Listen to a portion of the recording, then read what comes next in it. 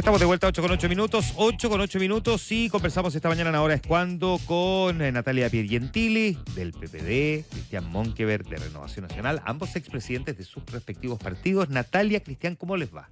Muy bien. Buenos días. Intensa. Hay que tener optimismo para despertarse tan temprano. No, intensa la jornada de ayer, la noche. A ver, ¿por dónde vamos a partir? Ya, Cristian, que se empieza a reír ya. Voy a partir por Evelyn Matei. No. Sí. Sí, lo que pasa es que... A ver, Quinta, peor que Sebastián No, todo Sichel. mal. A ver, vamos por parte. Yo creo que hasta aquí llegó Chile Vamos. O sea, esto es un desastre de proporciones. Ya, sí, así nos levantamos hoy día. Sí, mal. Lo que pasa es que... No, y voy a promover esto, porque... A ver, pero hablemos en serio. ¿Qué significa que hasta aquí llegó Chile Vamos? Cuando tú llegas 2 veces en cuarto y en quinto lugar, quiere decir que tu propuesta presidencial, proyecto de país, no tiene vuelta. Y mira que lo dice porque, claro, a mí me tocó crear Chile Vamos. Uno de los pocos los que le pusimos hasta el nombre. Al principio era Vamos Chile. Le dijimos, démoslo vuelta para que no sea tan futbolero. Hasta esas cosas nos preocupamos. Y cumplió su objetivo. Logró un segundo gobierno del presidente Piñera y grandes votaciones y una impronta que, dura lo que duran. Uno de los partidos de Chile Vamos desaparece en la práctica porque no alcanzan los votos mínimos, como es el caso de Bópoli. Exactamente, entonces ese es el complemento. No es solo la candidata, ahí hay un problema más bien estructural, también de una pérdida en términos de lo que uno hubiese imaginado en el respaldo de la elección parlamentaria también. Renovación Nacional, mi partido... cuando se crea Chile Vamos obtiene 40 diputados. Ayer sacó 13. Es la peor elección que ha tenido en su historia. La UDI logró respirar, entiendo, con 18, 17, pero paupérrimo. Pero no solamente por el resultado electoral, sino porque por la etapa que se viene. Yo creo, estimados, que de ganar José Antonio Kast, yo creo que Renovación Nacional tiene que apoyar al gobierno, tiene que incorporarse a ese gobierno, tiene que aportar a ese gobierno, tiene que sumarse activamente, no solamente desde el Congreso, y luego repensar cómo durante los próximos 2 años, cómo organizar nuevamente una mirada de la centro-derecha o de la derecha a partir de lo que se está diseñando, de lo que la gente decidió. ¿Se puede pensar en una centro-derecha cuando se forma parte de un gobierno de extrema derecha? ¿No es un poco contradictorio? No. Yo creo que lo que corresponde hoy día es apoyar ese gobierno, sinceramente. Pero ¿cómo se trabaja apoyando un gobierno que más bien es hacia el extremo de la derecha cuando lo que se quiere es mantenerse en la centro-derecha? ¿Cómo no se desdibuja el proyecto de Renovación Nacional? Si quiere tener un pie en cada lado. No, si no se va a tener un pie en cada lado. Yo creo que hay que apoyar férreamente a ese gobierno, vuelvo a insistir, y a partir de eso, masticar la derrota, ver qué ocurrió y producir planteamientos y propuestas hacia adelante. Eso es lo que corresponde. Cuando gana José Antonio Kast como gana, cuando gana el Partido Nacional Libertario como gana, con argumentos bien claros respecto de lo que la gente de centro-derecha está planteando, quiere decir que ahí está lo que la ciudadanía quiere. A partir de eso hay que apoyar, construir y ver cómo uno se organiza hacia adelante. Yo lo veo así. No tengo respuestas definitivas porque estamos masticando la derrota en la interna, digo yo. Sí, porque obviamente el sector ganó, la oposición ganó, pero esto es un tema que hay que revisar, que hay que mirarlo bien. Mira. ¿Qué significa? Yo voy a poner un símil más. A ver. El gobierno del presidente Boric ganó. Y yo creo que esta reflexión o este análisis, la exconcertación, nueva mayoría, no lo hizo. Y finalmente se termina incorporando un gobierno de mala manera como una coalición que no existía, este socialismo democrático. Al contrario, hicimos la misma reflexión que ustedes. Sin más doble clic, dijimos hay que ir a apoyar al candidato Boric. Claro. O sea, creo que podemos tener matices. Creo que no es un error lo que tú estás pensando. Creo que la forma en cómo uno se aproxima a eso es la que debería tener un poquito más de conversación, no para quedar tranquilo en términos, digamos, de tu partido, etcétera, sino para establecer ciertos mínimos comunes que te den sustento y le den credibilidad a esa sumatoria. A eso porque lo que se planteaba acá, bueno, ¿cómo me sumo yo a un gobierno de un poquito más extremo, ¿no es cierto?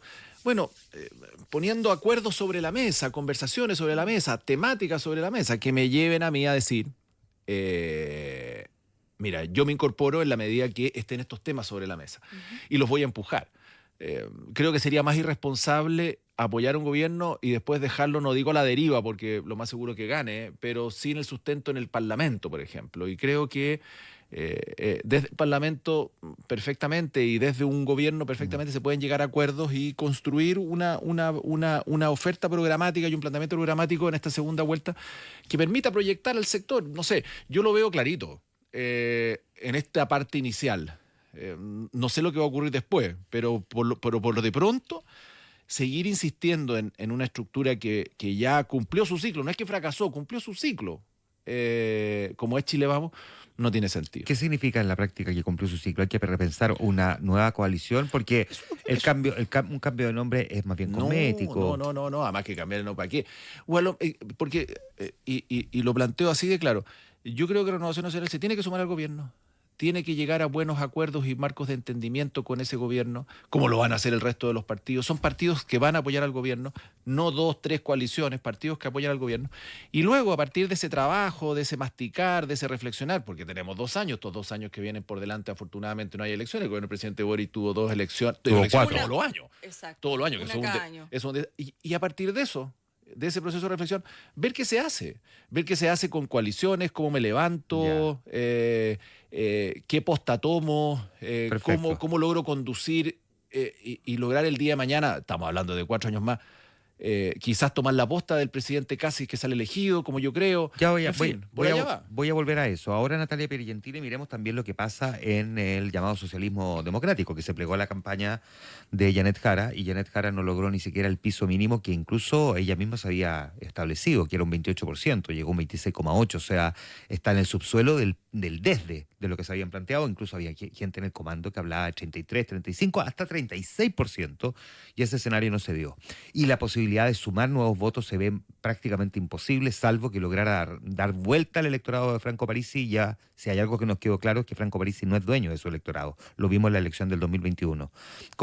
¿Qué reflexión tienes tú también de lo que ocurrió con el socialismo democrático? Que llevaba una candidatura que parecía, no voy a decir competitiva, pero muy profesional, como la de Carolina Toá, y se perdió en la primaria. Bueno, yo creo las derrotas hay que usarlas para tener cabeza fría, en el sentido de, yo soy enemiga de tomar decisiones cuando está todo sobre tibio. Creo que acá venimos desde el 2010 en una alternancia en el poder, o sea que yo no sé si las personas votan a favor del que disputa o en contra del actual, digamos, porque hemos tenido alternancia del 2010 a la fecha, y ese es un tema, un dato de la causa. Segundo, creo que a este gobierno le costó tomar los temas de seguridad y de crecimiento, que son los temas más relevantes para la ciudadanía, de modo que cualquier persona que viniera como a ser el candidato de, entre comillas, la continuidad, no le va a hacer nada de fácil. Y creo además que hay un electorado que no estamos viendo, y que no lo estamos viendo por razones muy sencillas. Creo que aquí una de las grandes derrotadas fueron algunas encuestas, pero creo también que muchas personas que estamos en el análisis político, en los medios de comunicaciones, nos parece tan extravagante, voy a ocupar esa palabra para ser respetuosa, nos parece extravagante Franco Parisi. Entonces, cuando lo escuchamos, ya inmediatamente no seguimos atendiendo a lo que plantea. Y yo creo que eso es un error, o sea, más allá del personaje y de su mirada más bien populista, y populista en el sentido de la ciencia política, digamos, seriamente tachada como populista, algo está pasando en la ciudadanía, que ese relato que nosotros desde el análisis o desde otro lugar a veces invisibilizamos, que está permeando de manera muy, muy grande. Y yo tomaría 2 cosas de ese relato. Una, ni estos ni los otros, en el sentido de nadie de los que han estado siempre, que hay harto de eso. Y segundo, temas que tienen que ver con la cotidianidad más básica. O sea, las personas quieren cosas más inmediatas de lo que la política tradicional plantea. Tú me conoces, sabes que yo jamás haría esto, pero tengo que hacerlo. Esta es la confirmación de que efectivamente los monos peludos se equivocaron con su, con su propuesta progresista woke. Tú me conoces, somos amigos hace tiempo, hay que sincerar esto, pero en realidad es que no se me ocurre esta cosa porque ayer conversando con el entorno de Janet Jara me dijeron uno de los problemas que ha tenido la izquierda es precisamente que el progresismo se terminó preocupando de los peces sintientes y de otras cosas y no de estos problemas que son los que finalmente llevaron a que la elección derivara en que la gente vota por los problemas reales. Vota porque les cuenten el IVA a los medicamentos y a la canasta básica de alimentos. Exacto. Que hoy día los candidatos van a adoptar eso. ¿Tiene que ver un poco con eso también, crees tú, el fracaso de la izquierda? Yo creo que el fracaso de la izquierda tiene que ver con desatender ciertos temas tradicionales de la izquierda. O sea, para mí, más allá de que nos riamos y todo, es un dolor que sectores populares voten por la derecha, por lo que ha significado la izquierda en las reivindicaciones sociales históricas de Chile. O sea, hay algo mucho más de fondo. Algo pasa que las personas de sectores populares no están confiando en los candidatos de la izquierda y en los planteamientos de la izquierda. Y eso es grave. ¿Por qué crees que eso pasó? Porque la izquierda abandonó la preocupación, no la abandonó, pero puso más énfasis en otro tipo de preocupaciones y no el de superar completamente la pobreza y terminar con exclusiones, por ejemplo. Y porque además desatendió algo que probablemente en el discurso se lee bien, pero que en la realidad la demanda por seguridad de los sectores populares es mucho mayor.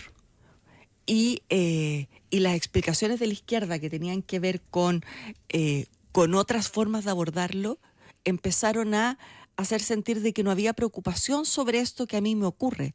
Y por otra parte también, por todos estos temas más bien, digamos, de nicho, y también te diría yo que tiene que ver con que muchas veces la izquierda es soberbia en términos de que quiere, que pasó mucho en la convención. Yo te voy a explicar lo que tú necesitas en vez de tener una escucha activa y humilde Claro. respecto de lo que pasa. Qué gran punto ese. Ahora, Cristian Monkever, por otro lado, lo que vimos de la derecha es que José Antonio Kast gana en las comunas más pobres y Evelyn Matei en las comunas más ricas. Ahí quien hizo un mejor trabajo apuntando a ese electorado al que hace referencia Natalia Piergentili es claramente José Antonio Kast y no la candidata Evelyn Matei. Hubo un error también en el cálculo. ¿Cuesta convencer desde Chile Vamos también a ese electorado más popular? Que en algún minuto estuvo.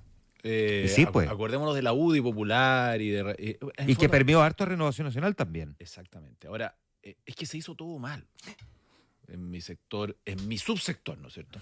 No hubo primaria, no hubo una propuesta programática, no dimos nunca con el tono ni con el público ni con el electorado. No hubo un planteamiento claro. ¿Dónde tiro el lazo?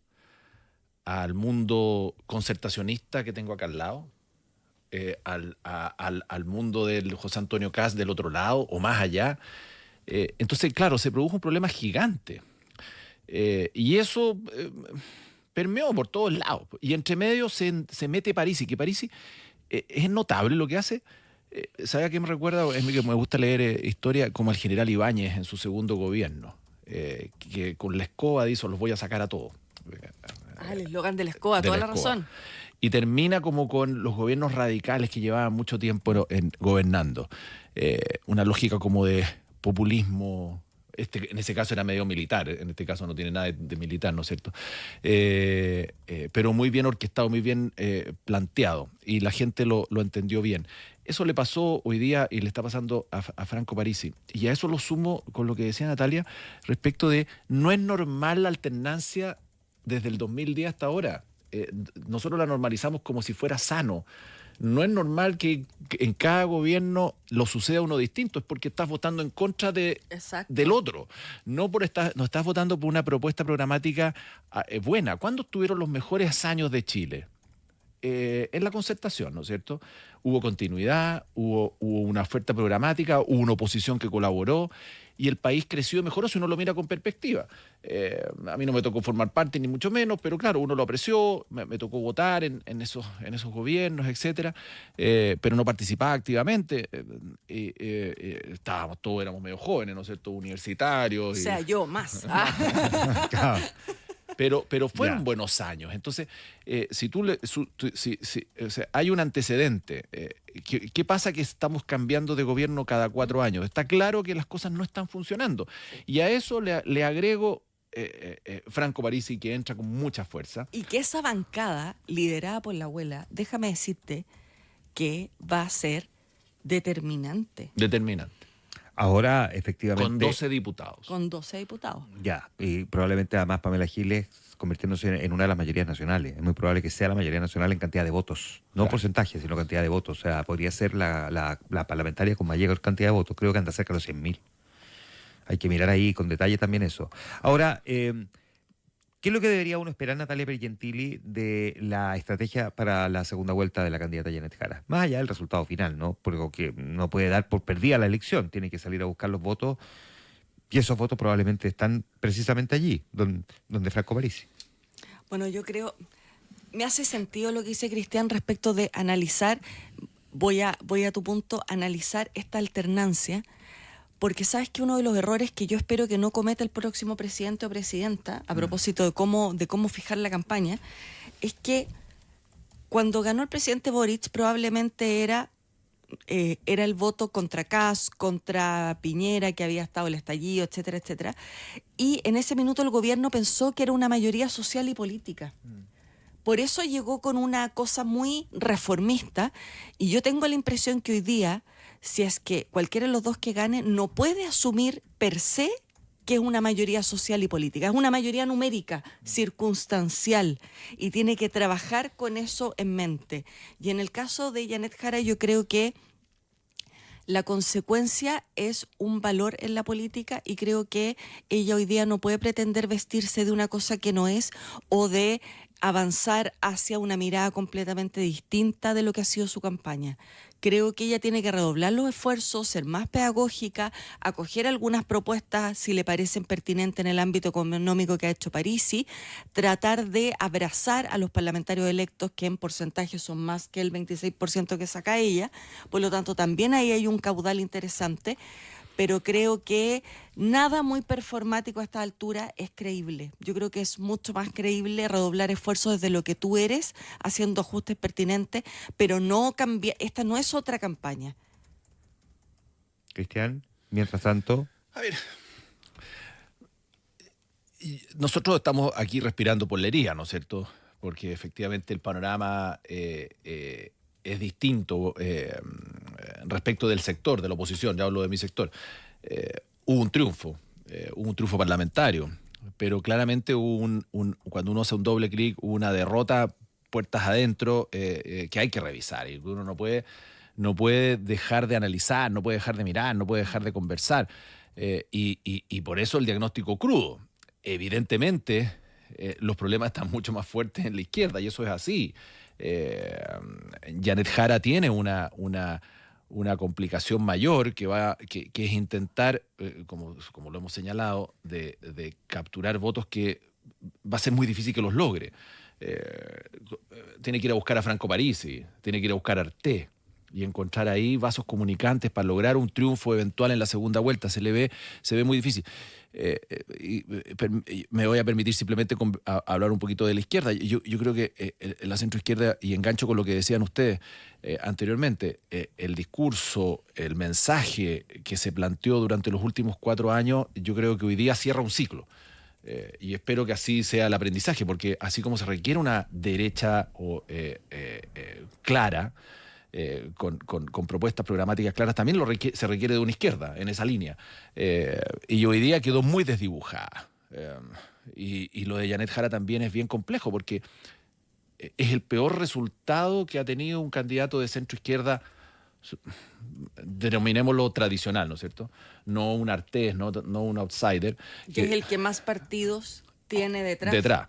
Es el peor resultado. Entonces, también eso tiene que llamar a la reflexión interna.